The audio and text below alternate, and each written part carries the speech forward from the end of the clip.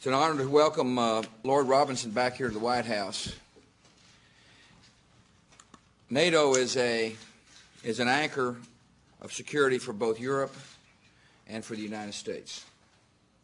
And Lord Robinson is a very strong leader who is helping NATO meet the challenges of the new century. Since September the 11th, NATO has been a bulwark in the fight against terror.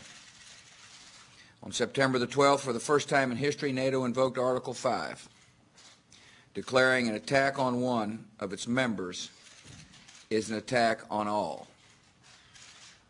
NATO did so to show its strong support for the United States, and NATO nations are backing up those words with action.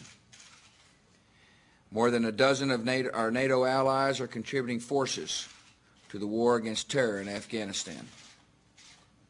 NATO aircraft have been deployed to patrol our skies in support of America's security. And the airspace of NATO members has been critical to coalition air operations. The United States is deeply, deeply grateful for this support.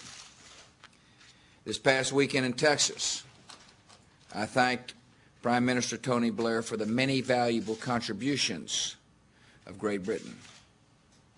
Today, on behalf of the American people, I thank Lord Robinson for his leadership and for the help of our NATO friends. The United States will consult closely with our allies as we move forward in the war against terror. This is an important moment for NATO. And as we prepare for the NATO summit in Prague later this year, we must address some critical challenges. NATO must develop new, flexible capabilities to meet the threats of the 21st century. We must take on new members, securing freedom from the Baltic to the Black Sea. And NATO must forge a new relationship with Russia that is even more constructive so that we can finally and forever abolish the divisions that are relics of a previous era. These are difficult challenges requiring determination and leadership. And I'm so happy that NATO has a strong visionary leader in my friend Lord Robinson. It is our fourth meeting since I've taken office, and I look forward to many more. Lord Robinson, appreciate you coming.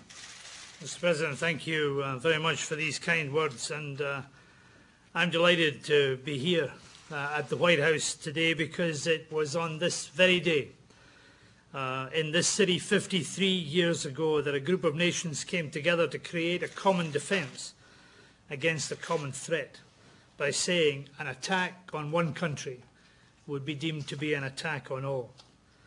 It was, however, a very different world when NATO redeemed that pledge last September.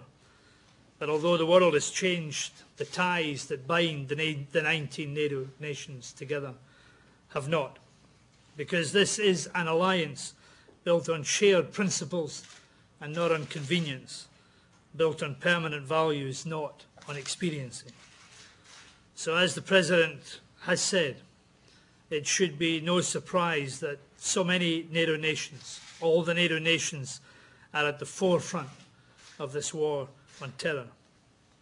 NATO is the kind of alliance that you need because when facing a long-term strategic challenge, there's no substitute for long-term strategic partners, partners that you can trust and who trust you.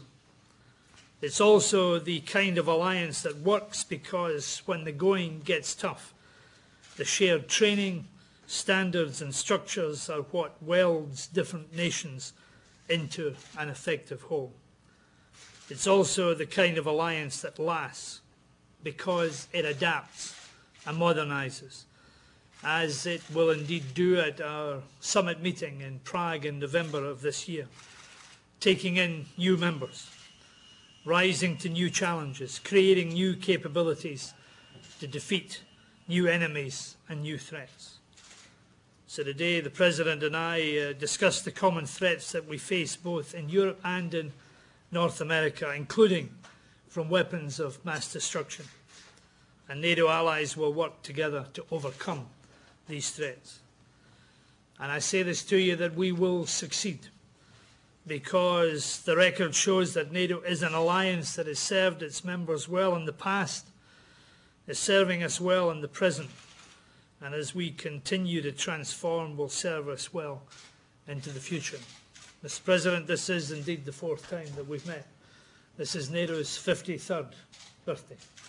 It's strong, strong as it ever was, and it remains strong because the ties that bind us together are enduring, and they lie in the common values of freedom and democracy and of liberty.